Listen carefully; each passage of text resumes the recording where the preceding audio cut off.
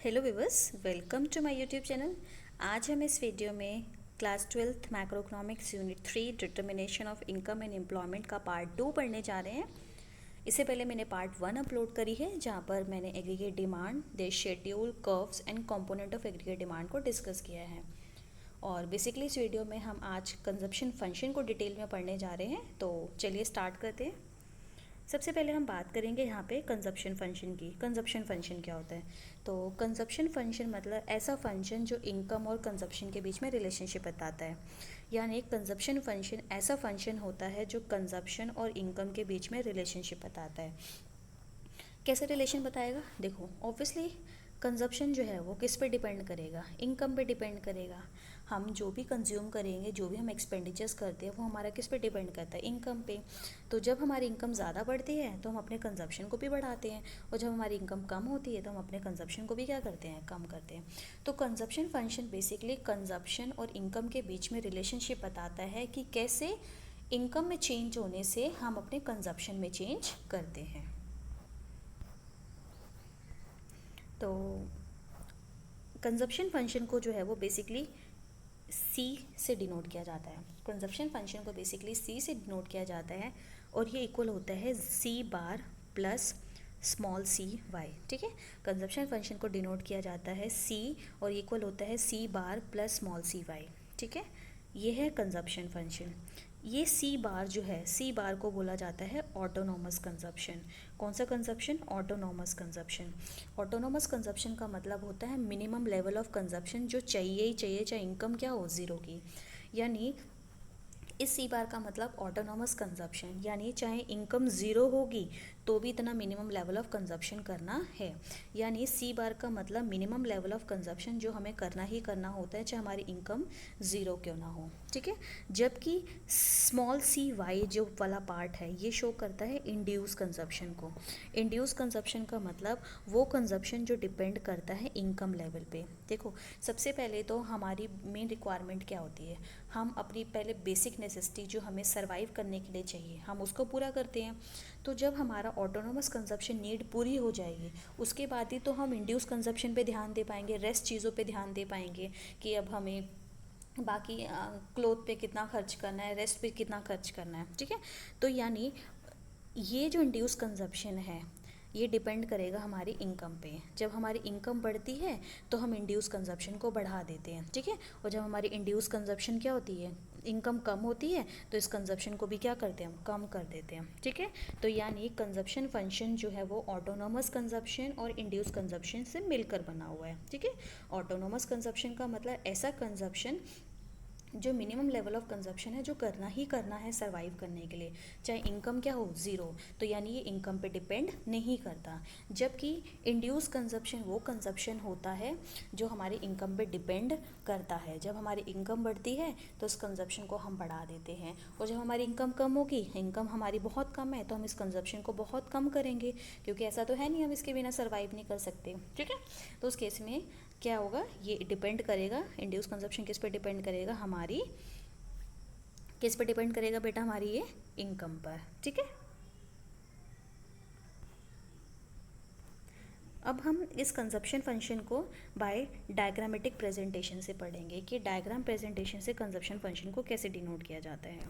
तो अभी आपने पढ़ा कंजप्शन फंक्शन का मतलब कंजप्शन फंक्शन जो कंजप्शन और इनकम के बीच में रिलेशनशिप बताता है। तो हम एक साइड हमने एक्स एक्सिस पे क्या रखा, यहाँ पे इनकम, और वाई एक्सिस पे हमने क्या रखा? कंजप्शन। ठीक है, अभी आपने पढ़ा था कि इनकम कर्व जो होता है वो हमेशा 45 डिग्री लाइन पे बनता है। इनकम कर्व जो होता है वो हमेशा कैसे बनता है? 45 डिग्री लाइन पे बनता है। ठीक है, और दूसरा आपने पढ़ा कंजप्शन फंक्शन। कंजप्शन फंक्शन जो है वो autonomous consumption plus induce consumption मिलकर बना है। यानी अगर इंड्यूस कंजप्शन यानी ये इनकम ज़ीरो भी होती है तभी भी इकोनॉमी में ऑटोनोमस कंजप्शन तो होगा ही होगा। यहाँ पर कंजप्शन फंक्शन जीरो से ना शुरू के कहाँ से शुरू होगा? 20 से शुरू होगा। ठीक है, तो ये जो 20 वाला पार्ट है ये दिखा रहा है हमारा ऑटोनोमस कंजप्शन। जब हमारा ऑटोनोमस कंजप्शन पूरा हो जाएगा तो उसके बाद जैसे जैसे हमारी इनकम बढ़ रही है बेटा, वैसे वैसे हमारा जो ऑटोनोमस कंजप्शन है वो भी क्या हो रहा है? यहाँ पे आप इंड्यूस कंजप्शन है, सॉरी, वो भी क्या हो रहा है? हमारा बढ़ रहा है। यानी जब इनकम लेवल ज़ीरो थी, यानी अगर मैं देखो सिंपल सी बात करूँ, जब इनकम लेवल ज़ीरो थी, ठीक है, इनकम लेवल जब ज़ीरो थी तो हम इतना ऑटोनोमस लेवल ऑफ कंजप्शन कर रहे थे, ठीक है। उसके बाद जैसे जैसे हमारी इनकम बढ़ने लगी वैसे वैसे हमारा इंड्यूस कंजप्शन भी क्या होगा, बढ़ने लग जाएगा, ठीक है। अब हम बात करेंगे, देखो एक चीज़ याद रखनी है आपको कि आपने पढ़ा ना कि ये जो सी है ये autonomous consumption plus induce consumption होता है। तो ये जो स्मॉल सी वाला पार्ट होता है इसको बोला जाता है एमपीसी। क्या बोला जाता है इसको, एमपीसी। इसको क्या बोला जाता है बेटा, एमपीसी। देखो बात करते हैं कैसे।